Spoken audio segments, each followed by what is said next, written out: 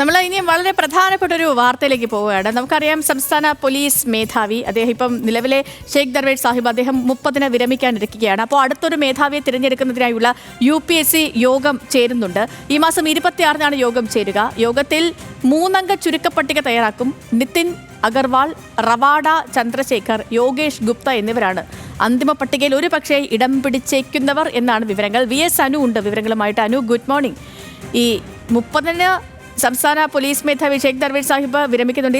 സാധാരണഗതിയിലൊക്കെ നമ്മൾ കാണുന്നത് ഈ സംസ്ഥാന പോലീസ് മേധാവി വിരമിക്കുന്നതിന് കുറഞ്ഞത് ഒരു 2 ആഴ്ച മുൻപെങ്കിലും ഒക്കെ യോഗം ചേരുകയും പട്ടികകൾ തയ്യാറാക്കുകയും ഒക്കെ ചെയ്യുന്നതാണ്. പക്ഷേ ഇക്കുറി ഇത് നന്നേ വൈകിയിരിക്കുന്നു.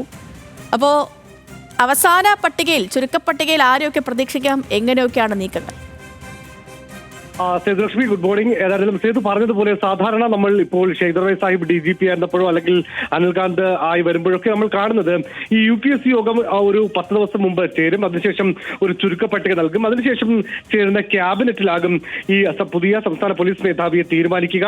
അങ്ങനെയെങ്കിൽ ഈ 30-ാം തീയതിക്ക് തൊട്ടു മുമ്പുള്ള ബുധനാഴ്ചയാണല്ലോ നമ്മുടെ ക്യാബിനറ്റ് ചേരുക. അത് 25-ാം തീയതി ആകേണ്ടിയിരുന്നു. പക്ഷേ 26-നാണ് ഇന്നിപ്പോൾ UPSC യോഗം ചേരുന്നത്. UPSC യോഗത്തിൽ സംസ്ഥാന ചീഫ് സെക്രട്ടറി, സംസ്ഥാന പോലീസ് മേധാവി, അതുകൂടാതെ മറ്റ് ദക്ഷിണ സംസ്ഥാനത്തിൽ നിന്നുള്ള DGP അടക്കമുള്ളവർ ഈ യോഗത്തിൽ പങ്കെടുക്കുന്നുണ്ട്. അവരാണ് ഈ DGPയുടെ ചുരുക്കപ്പട്ടിക തയ്യാറാക്കുക. നിലവിൽ നമ്മൾ 6 പേരുടെ പട്ടികയാണ് നൽകിയിരിക്കുന്നത്. അതിൽ DGPമാരായ നിതിൻ അഗർവാൾ, അതുകൂടാതെ തന്നെ റവാഡ ചന്ദ്രശേഖർ, അതുകൂടാതെ യോഗേഷ് ഗുപ്ത, മനോജ് എബ്രഹാം, ഈ 4 ADGPമാരും 4 DGPമാരും ADGPമാരായ സുരേഷ് രാജ് പുരോഹിത്, MR അജിത്കുമാർ എന്നിവരുടെ പേരുകളാണ് നൽകിയിരുന്നത്. എന്നാൽ ADGPമാരെയും ഉൾക്കൊള്ളാൻ കഴിയില്ല എന്നൊരു നിലപാട് UPSC സ്വീകരിക്കുകയും സർക്കാരിന് കത്തയക്കുകയും ചെയ്തു.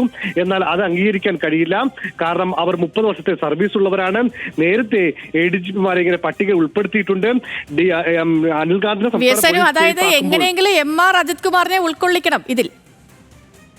തീർച്ചയായും നമുക്ക് കഴിഞ്ഞ ദിവസങ്ങളിൽ സംസ്ഥാന സർക്കാരിന്റെ ഭാഗത്തു നിന്നുണ്ടായ ഇടപെടലുകൾ കാണുമ്പോൾ ഒന്നുകിൽ മനോജ് എബ്രഹാം അല്ലെങ്കിൽ MR അജിത്കുമാർ, ഈ 2 പേരുകളിലേക്ക് എത്തിക്കാനുള്ള ഒരു ശ്രമം സംസ്ഥാന സർക്കാർ നടത്തിയിരുന്നു.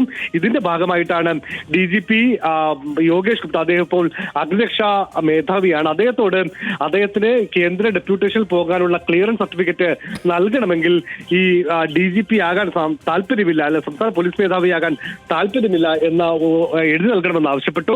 അതുകൂടാതെ തന്നെ ഇന്റലിജൻസ് ബ്യൂറോയിൽ സ്പെഷ്യൽ ഡയറക്ടറായ റവാഡ ചന്ദ്രശേഖരനോടും ഈ തരത്തിൽ ഒരു കത്ത് നൽകണമെന്ന് ആവശ്യപ്പെട്ടു. പക്ഷെ 2 പേരും അതിന് തയ്യാറായിട്ടില്ല. മാത്രമല്ല, കഴിഞ്ഞ ദിവസം മിനിഞ്ഞാന്ന് വൈകിട്ടോടുകൂടി റവാഡ ചന്ദ്രശേഖർ കേരളത്തിലെത്തുകയും മുഖ്യമന്ത്രി പിണറായി വിജയൻ നേരിൽ കണ്ട് സംസ്ഥാന പോലീസ് മേധാവിയാകാനുള്ള താല്പര്യം അറിയിക്കുകയും ചെയ്തിട്ടുണ്ട്. അങ്ങനെ ഈ സംസ്ഥാന പോലീസ് മേധാവി തെരഞ്ഞെടുപ്പ് വലിയ ഒരു ക്ലൈമാക്സിലേക്ക്, നാടകീയ ക്ലൈമാക്സിലേക്ക് നീങ്ങുന്നു എന്ന് വേണം പറയാൻ.